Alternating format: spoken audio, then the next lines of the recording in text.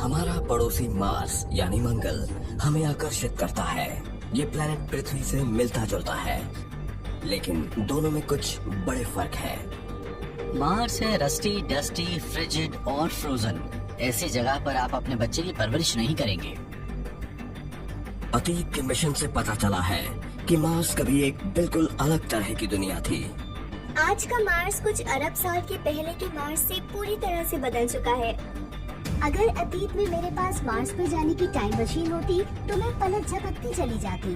प्राचीन मार्स को बिना किसी टाइम मशीन के एक्सप्लोर करने के लिए हम मदद ले रहे हैं हाईटेक रोबोट इन्वेस्टिगेटर्स की टीम की। प्लैनेट को एक्सप्लोर करने के लिए रोबोटिक स्पेसक्राफ्ट का एक पूरा फ्लीट है। एक साथ मिलकर ये मार्स के अतीत को खंगालेंगे ताकि सबसे बड़े सवाल का जवाब मिले कि क्या कभी मार्स पर जीवन था। करता है रोबोटिक गाइड टू मार्स। फरवरी 2021। फिर सतह से 66 फीट ऊपर स्काई क्रेन रोवर को बहुत धीरे से जमीन पर उतारने के लिए केबल्स इस्तेमाल करती है।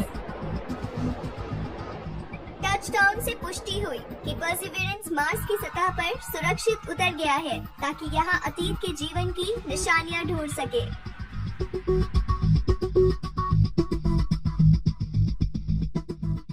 मार्शियन लाइफ की खोज से जुड़ा पहला चरण ये है तरल पानी के सबूत ढूंढना, और शुरुआत के लिए एक अच्छी जगह है 45 किलोमीटर चौड़ा जजीरो क्रेटर। परसिवरेंस जजीरो नाम के क्रेटर में लैंड कर गया और ये एक ऐसी जगह लग रही है जहां अतीत में तरल पानी रहा होगा। इसकी वजह शायद ये है कि इसके बीच में ये शानदार डेल्टा डिपॉजिट मौजूद है। परसिवरेंस अपने हाई रेजोल्यूशन कैमरास को क्रेटर में मौजूद एक चट्टान की तरफ घुमा देता है और वहां चोटी के नजदीक इसे 5 फुट के विशाल पत्थर मिलते हैं। ये यहाँ कैसे पहुँचे? शायद इस बारे में मार्स पर जाने वाले पहले प्रोब से कुछ सुराग मिले। जब हमने मेरिनर और वाइकिंग के साथ पहले प्रोब्स को मार्स पर भेजा तो पता चला था कि मार्स की सतह पर बड़े बड़े चैनल्स मौजूद हैं। इन्हें देखकर हम समझ गए कि मार्स पर कुछ जगहों पर बहुत बड़ी बड़ी बाढ़ें आई होंगी, ऐसी बाढ़ें जो पृथ्वी पर हमने पहले कभी नहीं देखी होंगी। जजीरो क्रेटर में जिस तरह की रॉक फॉर्मेशन मिली, पृथ्वी पर भी फ्लैश फ्लड के कारण वैसी दिखती है, जिससे लगता है कि ये दमदार और तेज रफ्तार वाले बहाव उन विशाल चट्टानों को इस क्लिप की चोटी पर ले गए थे जो परसिवरेंस को मिली।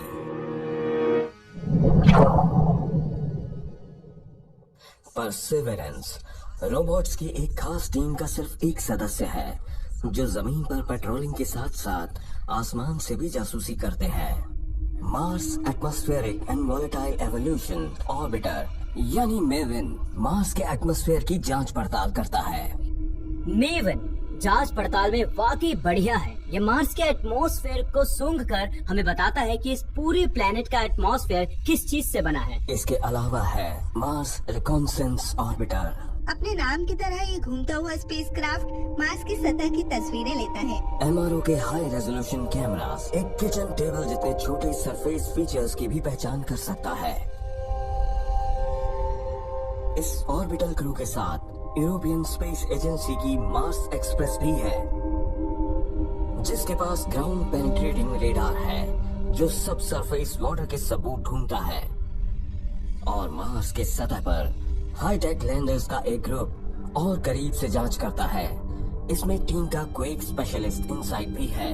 ये लैंडर सतह के नीचे गहराई पर जांच करके ये पता लगाता है कि बीते बरसों के दौरान मार्स के अंदरूनी हिस्से ने इस प्लेनेट को कैसे शक्ल दी। मार्स पर मौजूद इनसाइट लैंडर का कॉन्सेप्ट बड़ा सरल है। आप मार्स की सतह पर कहीं भी किसी भी स्पेसक्राफ्ट को उतार दीजिए और फिर मार्स को इसकी आवाज़ें सुनाइए। इनसाइट के 480 किलोमीटर दक्षिण में वेटरन रोवर क्यूरियोसिटी गेल क्रेटर को एक्सप्लोर कर रहा है।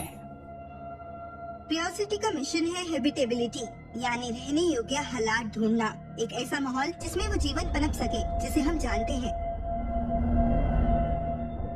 क्यूरियोसिटी मार्स के अतीत में ज्यादा शांत और ज्यादा स्थायी पानी का सबूत ढूंढता है। ये माउंट शार्प की तलहटी में चट्टानों के परतों की खोजबीन करता है। ये क्रेटर के बीच में मौजूद करीब 5 किलोमीटर ऊंचा एक पहाड़ है। रॉक लेयर्स की शुरुआत माउंट शार्क की चोटी से होती है और वो धीरे धीरे नीचे की तरफ बढ़ती है। हम समय में तब तक पीछे जाएंगे जब तक तली में नहीं पहुंच जाते, और जो तली है वो वाकई बहुत पुरानी होगी। माउंट शार्क परत दर परत लाखों साल के दौरान बना। इस माउंटेन के बेस वाली चट्टानें 3.5 अरब साल पहले की है। ये चट्टानें बहुत ही महीन परतों की बनी है और ये सिर्फ शांत पानी में ही बन सकती थी। ये सेडिमेंट्री लेयर्स तब बनी जब गेल क्रेटर एक झील थी और यहाँ सेडिमेंट्स के सेटल हो जाने से ये परतें बनती गई। क्यूरियोसिटी गेल क्रेटर को और एक्सप्लोर करने के दौरान वैसे गोल पत्थर पाता है जैसे हमें पृथ्वी पर मिलते हैं।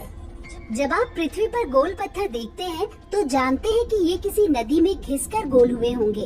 इनमें से कुछ एंगुलर होते हैं, लेकिन लुढ़कने से वो सब घिसते गए, गोल होते गए। जब वो पानी में बहे तो मार्स पर गोल पत्थर देखकर हम बहुत एक्साइटेड थे। चट्टानी परतें और गोल पत्थर हमें ये बताते हैं कि 3 अरब साल से भी पहले गेल क्रेटर एक झील थी जिसमें नदियों से पानी आता था।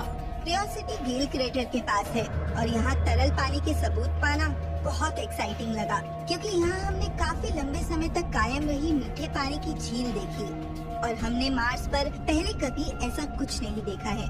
जरा कल्पना कीजिए कि आप किनारे पर खड़े हैं और सामने दूरी पर आपको एक बड़ी खूबसूरत नीली झील दिख रही है। अगर पानी से भरे ऐसे बहुत से क्रेटर यहाँ पहले हुआ करते थे तो ये बहुत खूबसूरत बात होगी। पर अगर आप पृथ्वी में और ज्यादा ऊंचाई पर जाएं, जैसे कि 1 लाख फीट पर, तो फिर यहाँ एयर प्रेशर मार्स की सतह के बराबर ही होगा और मार्स की सतह पर पानी एम्बिएंट टेम्परेचर पर ही उबलेगा। हमें शायद इसे गर्म करने की जरूरत न पड़े। अगर आप मार्स पर 1 गिलास पानी रखेंगे तो वो फौरन उबलकर गायब हो जाएगा। लेकिन इस प्लेनेट की सतह हमें बताती है कि सूखा मार्स अतीत में बहुत अलग तरह का होता था। अगर आप उन रिवर चैनल्स जैसी चीजों को देखें जिन्हें बनने में लाखों साल लगे, तो उससे आपको आइडिया हो जाता है कि यहाँ तब एटमॉस्फेयर बहुत ही अलग तरह का होता था। सतह पर पानी तभी मौजूद होता था अगर वो बहुत गाढ़ा हो। थिक मार्शियन एटमॉस्फेयर में क्या हुआ था, इसकी जांच के लिए मेविन एक्टिव हो जाता है। मेविन मिशन के प्रमुख उद्देश्यों में से एक था मार्स पर आर्गन को मापना। आर्गन थोड़ी अलग अलग तरह की होती है, हम उन्हें आइसोटोप्स कहते हैं और इसका मतलब है कि न्यूक्लियस में थोड़े ज्यादा न्यूट्रॉन होते हैं। तो एक आर्गन ऐसी होती है जो दूसरे तरह के आर्गन से थोड़ी भारी होती है, ज्यादा नहीं, सिर्फ 1 न्यूट्रॉन भारी। एटमॉस्फेयर में ऊंचाई पर मेविन सतह पर मौजूद क्यूरियोसिटी के साथ संपर्क बनाता है। ये यहाँ लाइट और हैवी आर्गन की मात्रा मापते हैं। आर्गन की खास बात क्या है? आर्गन ज्यादा रिएक्टिव नहीं होती, ये केमिस्ट्री के साथ ज्यादा इन्वॉल्व नहीं होती, इसे चट्टानें सोखती नहीं है, ये ज्यादा बदलती नहीं, एक बार इमिट होने के बाद वही मंडराती है। और ये बात इसे बहुत कीमती बना देती है, क्योंकि ये इस प्लेनेट के पूरे इतिहास में अपनी अनछुई और प्योर फॉर्म में बनी रही होगी। जब पृथ्वी पर मौजूद रिसर्चर्स ने 2 मार्शियन रोबोट्स के रीडिंग्स का आपस में मिलान किया तो बात कुछ बन नहीं रही थी। सतह पर मौजूद क्यूरियोसिटी से हमें भारी से हल्के आर्गन की एक रेशियो नजर आई और हम उम्मीद कर रहे थे कि यही रेशियो एटमॉस्फेयर में भी होगी, लेकिन मेविन के जरिए हमें एक अलग रेशियो नजर आई। हमें सतह पर जो आर्गन दिख रहे थे ये उसके मुकाबले कहीं हल्के थे, यानी इस रेशियो में कहीं कुछ गुम था। तो इस आर्गन की रेशियो के साथ एक ही चीज छेड़खानी कर सकते थे, वो थी सूर्य से आने वाली सोलर विंड। सूर्य पार्टिकल्स के एक स्ट्रीम लगातार छोड़ता रहता है जिसे सोलर विंड कहते हैं। इस हवा का तापमान 5,07,000 डिग्री से भी ज्यादा होता है और ये प्रति सेकंड 800 किलोमीटर की रफ्तार से चलती है। मार्स पर पहुंचने पर ये एटमॉस्फेयर में ऊंचाई पर मौजूद गैस को उड़ा ले जाती है। आर्गन जितनी हल्की होगी ये एटमॉस्फेयर में उतनी ऊंचाई तक पहुंचती है। तो इसका मतलब ये हुआ कि ये सोलर विंड की वजह से उड़ती है, जबकि भारी आर्गन थोड़ी नीचे रहती है और वो थोड़ी बची रहती है।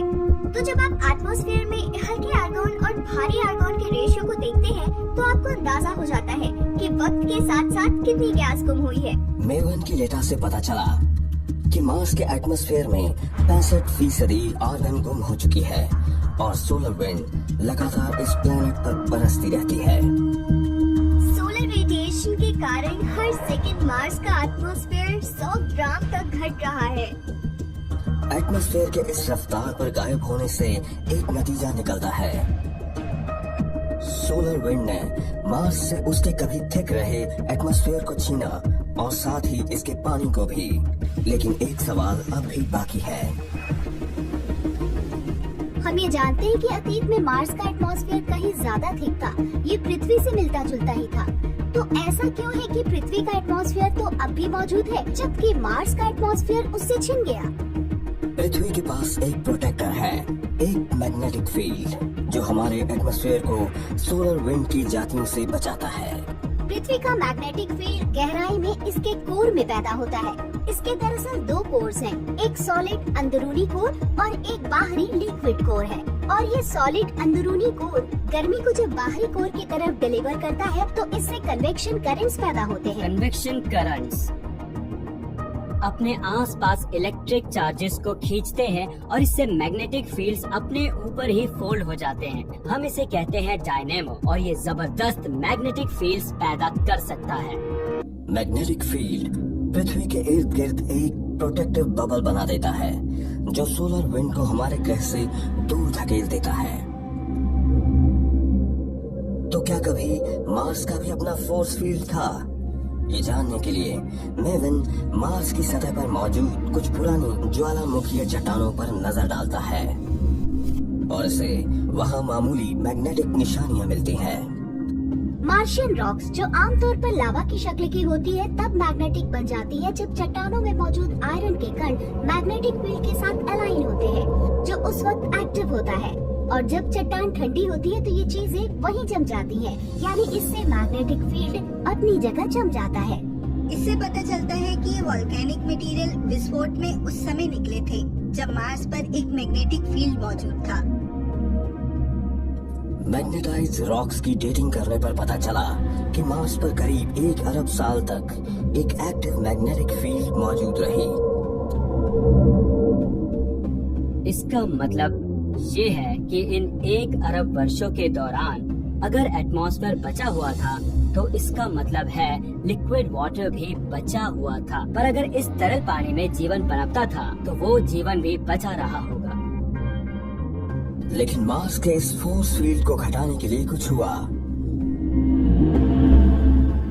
क्या हुआ ये जानने के लिए हमारा क्वेक स्पेशलिस्ट इनसाइट इस प्लेनेट के गुम हो चुकी प्रोटेक्टिव शील्ड के रहस्य को हल करने के लिए तैयार है।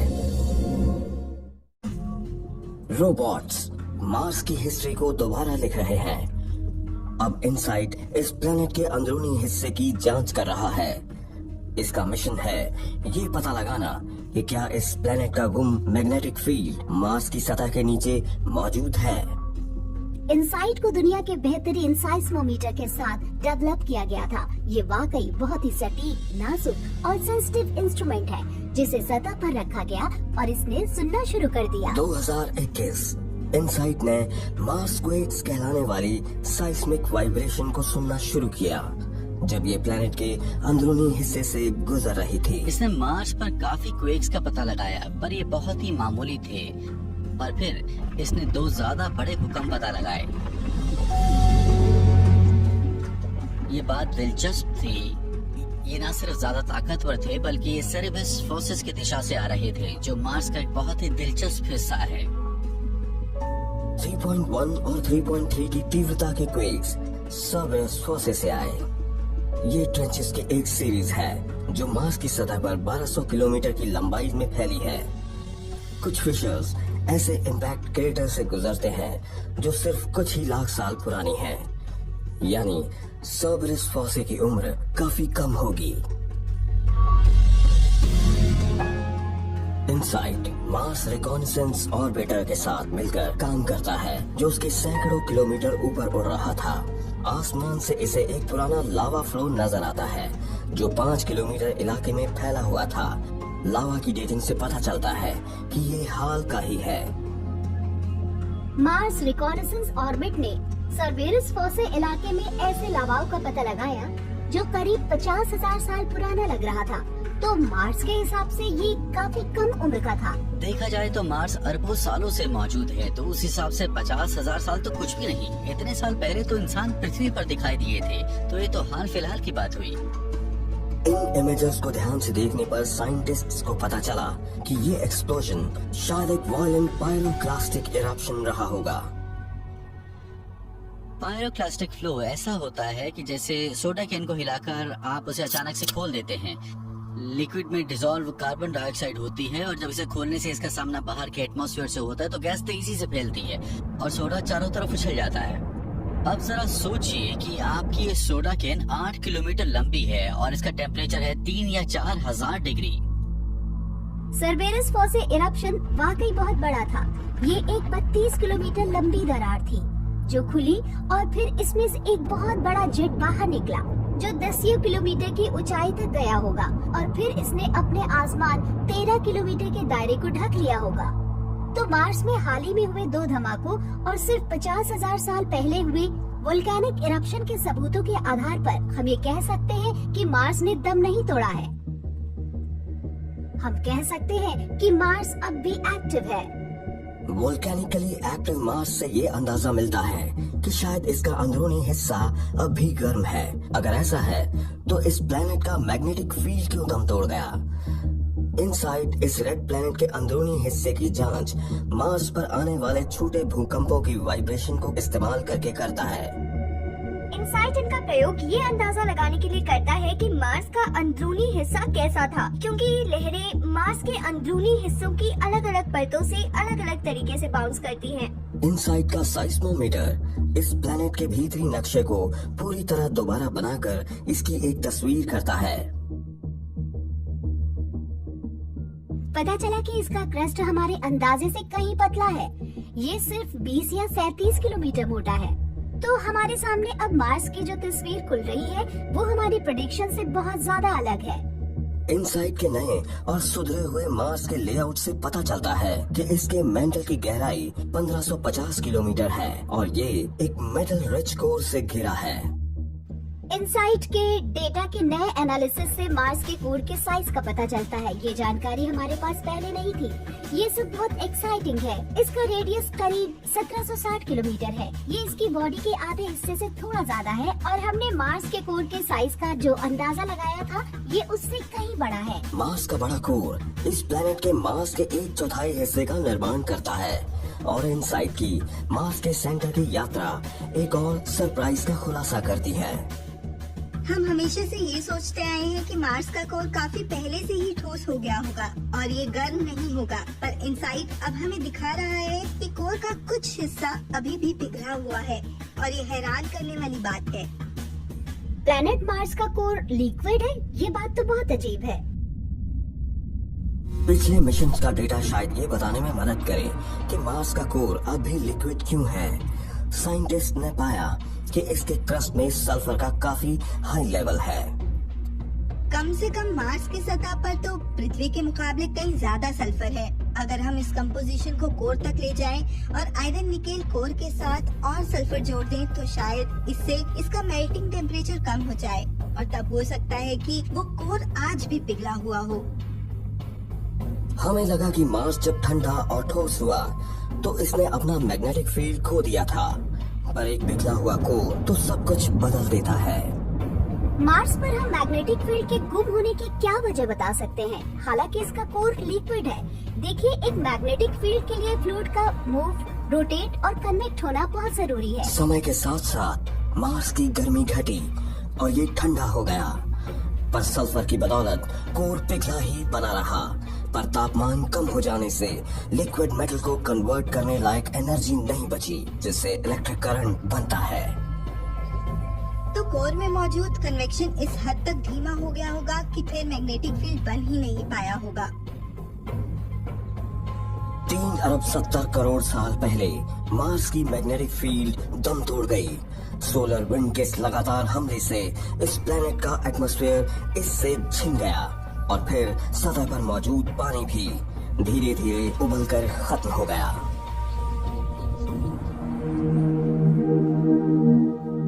19 1971 में मार्स पर पहला प्रोब गया था। उसके बाद से सोलर मिशंस रेड प्लैनेट को उसकी ऑर्बिट से इन्वेस्टिगेट कर चुके हैं, जबकि 10 लैंडर्स ने इसकी सतह का लेखा जोखा लिया है। इन्होंने खुलासा किया है कि मार्स अभी एक एक्टिव प्लैनेट हो सकता है और यहाँ कभी जीवन के लिए सही अवस्थाएं थी। मार्स के बारे में सोचा जाता था कि एक सूखा, बंजर और रहने के लिए अयोग्य है, लेकिन हाल ही के मार्स मिशन की बदौलत अब हम ये जानते हैं कि शायद यहाँ जीवन था। क्या आज इस प्लेनेट के अंदर पुराना पानी कहीं बचा हो सकता है? मेविन मार्स के एटमॉस्फेयर में पानी के एक कंपोनेंट हाइड्रोजन को एनालाइज करके इसकी जांच पड़ताल करता है। मेवन मिशन उस हाइड्रोजन पर नजर रखे हुए है जो फिलहाल मार्स के एटमॉस्फेयर में है। ये स्टडी के लिए बहुत इम्पोर्टेंट है। गैस तब बनती है जब सोलर विंड मार्स के थिन एटमॉस्फेयर से टकराती है और इससे पानी के कण हाइड्रोजन और ऑक्सीजन में बंट जाते हैं। हाइड्रोजन के मॉलिक्यूल्स दो रूपों में होते हैं, लाइट रेगुलर हाइड्रोजन और ज्यादा भारी ड्यूटेरियम। अलग अलग किस्मों का अनुपात हमें रेड प्लैनेट पर पानी के इतिहास के बारे में बताता है।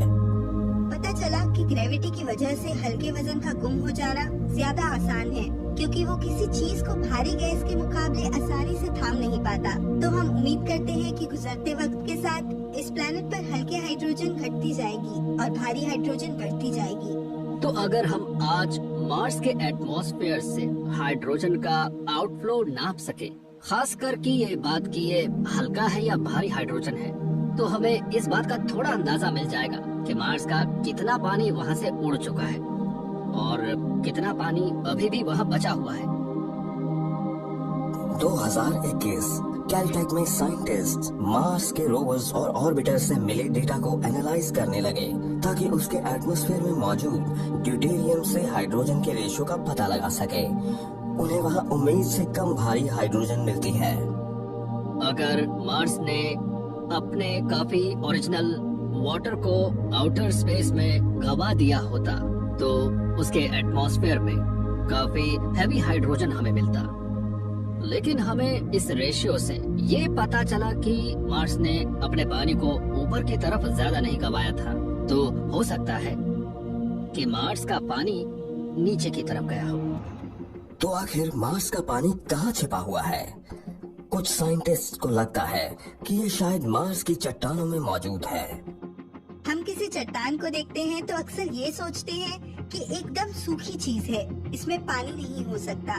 लेकिन सच ये है कि चट्टानों में अक्सर काफी पानी होता है, क्योंकि ये मिनरल्स में छिपा होता है। हम इस प्रोसेस से अपने प्लेनेट पर भी परिचित हैं, लेकिन यहाँ पृथ्वी पर ये पानी तब रिलीज हो जाता है जब हमारी चट्टानें प्लेट टेक्टोनिक्स के जरिए रिसाइकिल हो जाती हैं।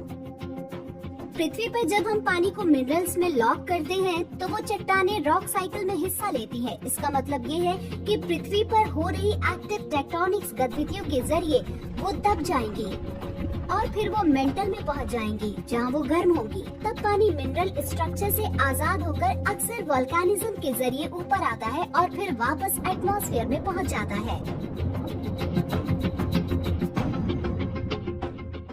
मार्स की प्लेट टेक्टोनिक्स नहीं है, इसलिए वहाँ पानी को आजाद करने का कोई आसान तरीका नहीं है।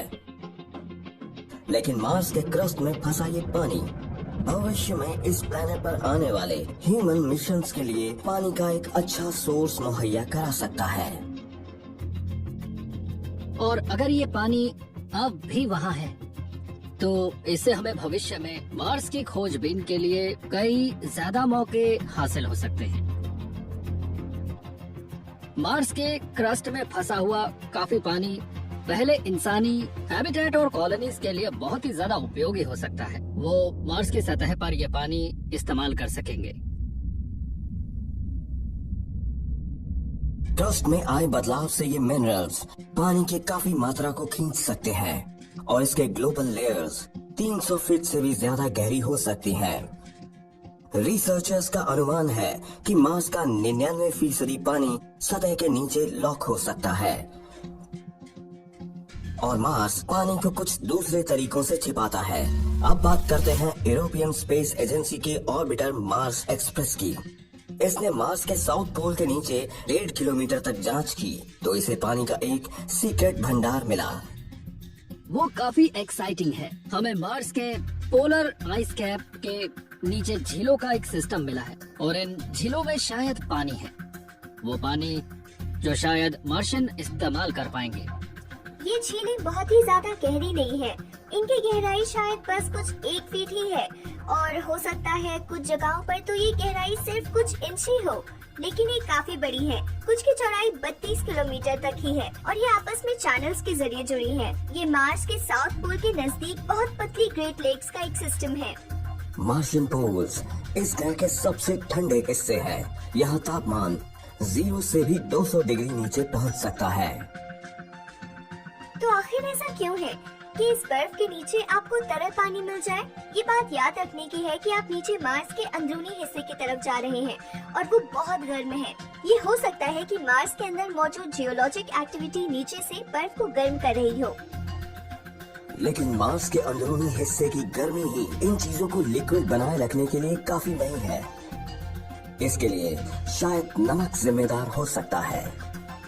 अगर आप किसी बर्फीली सड़क पर नमक फैला दें, तो आपने देखा होगा कि नमक को डालते ही बर्फ पिघलने लगती है। खारा पानी साधारण पानी के मुकाबले काफी कम टेम्परेचर पर जमता है, तो अगर ये खारा पानी होगा तो ये काफी कम तापमान पर भी तरल बना रह सकता है। हमें अभी भी 100% यकीन नहीं है कि ये झीलें पूरी तरह तरल हैं। कुछ साइंटिस्ट का सोचना है कि ये जमी हुई मिट्टी की झीलें भी हो सकती हैं। तो जब तक हमारे पास पोल्स के नीचे जांच पड़ताल करने का कोई रोवर नहीं होगा, हमें ये बात पक्के तौर पर पता नहीं चलेगी। और इस बात को यकीन से कह पाने का इकलौता रास्ता ये है कि ऐसा कोई मिशन भेजा जाए जो ड्रिलिंग करके पोलर आइस तक पहुंचे और जो नीचे मिले उसके सैंपल लेकर आए।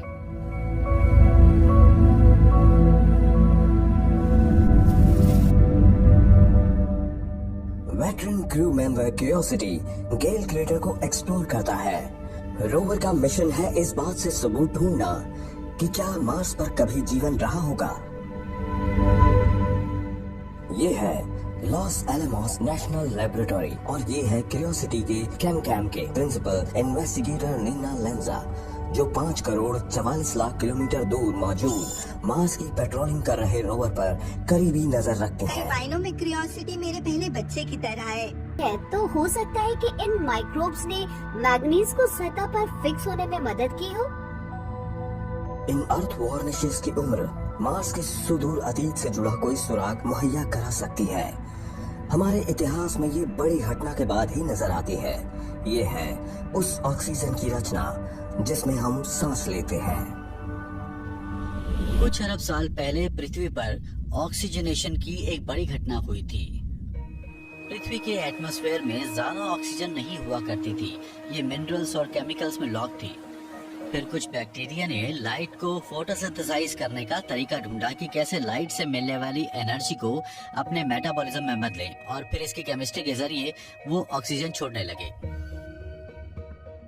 ऑक्सीजन कई जीव रूपों के लिए जहर थी, तो वो इसके कारण मर गए, लेकिन कुछ दूसरे पनप गए। वो एटमॉस्फेयर में और ज्यादा ऑक्सीजन छोड़ने लगे। ऑक्सीजन मैंगनीज के साथ रिएक्ट करके इसे चट्टानों के साथ चिपका देती है। हमें ये मिनरल एटमॉस्फेयर में ऑक्सीजन के बढ़ने के बाद यानी फोटोसिंथेसिस के बाद नजर आते हैं। तो मार्स पर ऐसी मैग्नीज वार्निशेस होने का मतलब था कि कभी प्लेनेट के एटमॉस्फेयर में ज्यादा ऑक्सीजन मौजूद नहीं होगी।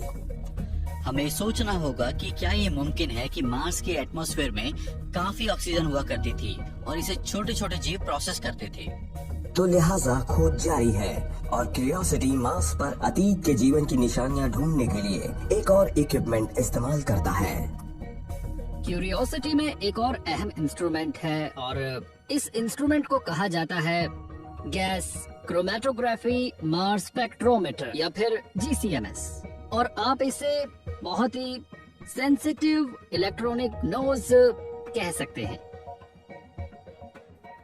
क्यूरियोसिटी मार्स की मिट्टी को खोदकर उसे अपनी पोर्टेबल कैम लैब में गर्म करता है। किसी रोबोटिक ब्लड हाउंड की तरह ये वेपराइज डर्ट को सूंघकर उसमें से किसी दुर्लभ मॉलिक्यूलर कंपाउंड की हल्की सी गंध को पिक कर लेता है। क्यूरोसिटी ने जिस कंपाउंड को ढूंढा उसे कहते हैं थायोफीन। ये दिलचस्प है क्योंकि पृथ्वी पर थायोफीन अक्सर फॉसिल मटेरियल में, कोयले में, ऑयल में, स्ट्रोमेटोलाइट्स में या प्राचीन जीवन के माइक्रोफॉसिल्स में ही मिलता है। तो हो सकता है कि हमें मार्स पर जो थायोफीन मिला है उसमें प्राचीन मार्शियन लाइफ के कुछ ट्रेस केमिकल फॉसिल्स हो, या हो सकता है इसे प्रोड्यूस किया हो नॉन बायोलॉजिकल प्रोसेस ने।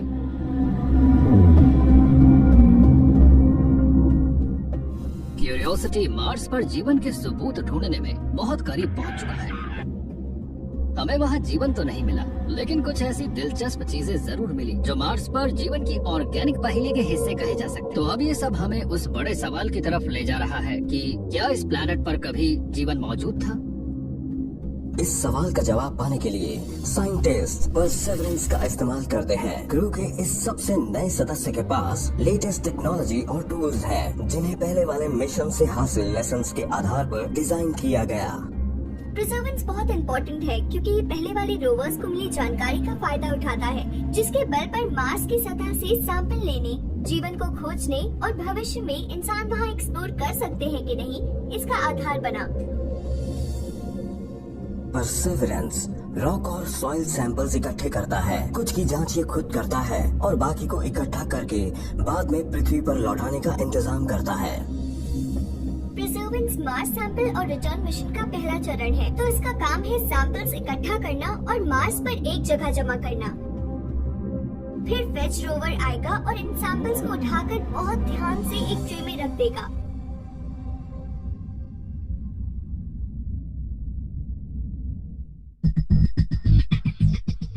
फिर ये मेव यानी मार्स एब्सेंट व्हीकल के पास जाएगा और फिर ये ऑर्बिट में लॉन्च हो जाएंगे। ऑर्बिट में कैचर स्मिथ इंतजार कर रहा होगा जो इन सैंपल्स को ले लेगा।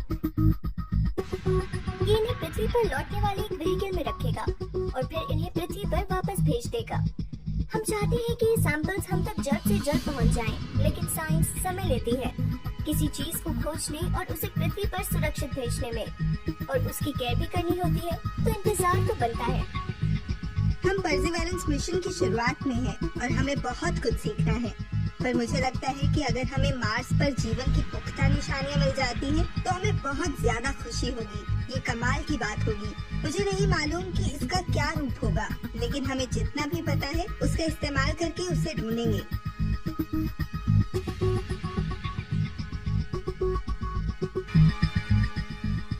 गेल क्रेटर में क्यूरियोसिटी को मीथेन गैस की मात्रा अचानक काफी बढ़ी हुई मिलती है।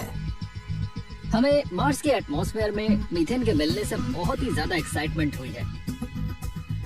हमारी पृथ्वी के एटमॉस्फेयर में मिलने वाली ज्यादातर मीथेन बायोजेनिक है, जिसे जीवित जीवों ने रिलीज किया था। क्यूरियोसिटी का नतीजा बड़ा रोमांचक है क्योंकि हम ये जानते हैं कि ये पुरानी मीथेन नहीं है। मीथेन का होना वाकई दिलचस्प है क्योंकि एटमॉस्फेयर में ये ज्यादा देर टिक नहीं पाती, जिसका मतलब है इसका ब्रेकडाउन जल्दी होता है। गेल क्रेटर में जो भी चीज मीथेन बना रही है वो इस वक्त ऐसा ही कर रही है। क्यूरियोसिटी पहले भी कई बार मीथेन का पता लगा चुका है, लेकिन ये अब तक की सबसे बड़ी मात्रा है। तो सवाल है, इसे किसने बनाया?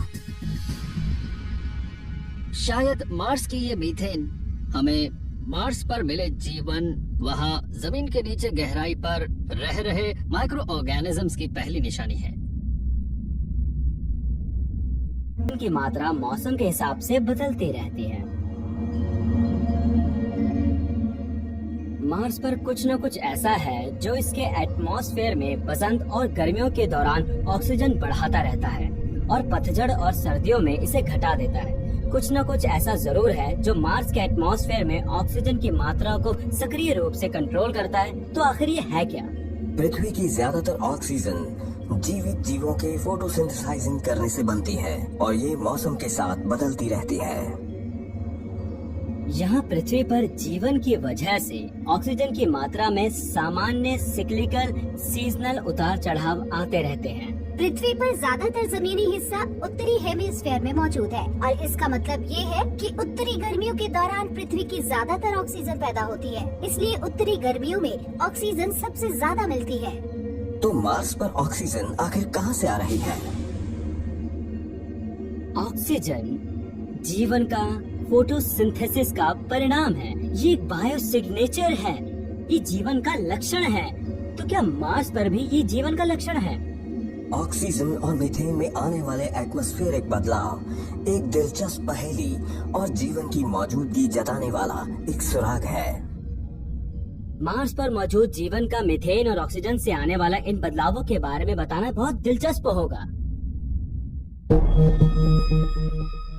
तो ये शायद गलत है। इसका जवाब शायद ज्यादा ही बोरिंग होगा। केमिस्ट्री बोरिंग नहीं है, लेकिन ये जीवन से थोड़ी कम दिलचस्प है। मार्स से जुड़े हम साइंटिस्ट मार्स पर आज विलुप्त हो चुके जीवन की निशानियों को देखने के लिए हमेशा एक्साइटेड रहते हैं, लेकिन एक पुख्ता सबूत चाहिए ताकि हम सच में एक्साइटेड हो सके। रोबोटिक एक्सप्लोरर्स की फौज मार्स के इतिहास को दोबारा लिखने में लगी है। इसने एक ऐसी दुनिया खोजी है जो कभी गर्म और नम थी और जहां जीवन की गुंजाइश हो सकती है। अब परसेवरेंस के नेतृत्व में रोबोट्स की एक नई पीढ़ी इस रेड प्लेनेट के उथल पुथल भरे अतीत और जमे हुए वर्तमान में और गहराई से जांच करेगी और शायद इसे वहां जीवन मिल भी जाए। मार्स के हर नए मिशन के साथ मैं ये उम्मीद करती हूँ कि कोई ये सबूत ढूंढ लेगा कि वहाँ अतीत में कभी जीवन था और आज भी मौजूद है। अब इस प्लैनेट की नई जगहों पर कई मिशन भेजे जा रहे हैं, तो शायद इस सवाल का जवाब पाने के लिए ये सबसे अच्छा समय होगा। परसेवरेंस मार्स पर जीवन खोज पाता है या नहीं, पर हमने तो कामयाब होने की ठान रखी है और मुझे पूरी उम्मीद है कि हम इस बड़े सवाल का जवाब आखिरकार मिल ही जाएगा कि क्या हम अकेले हैं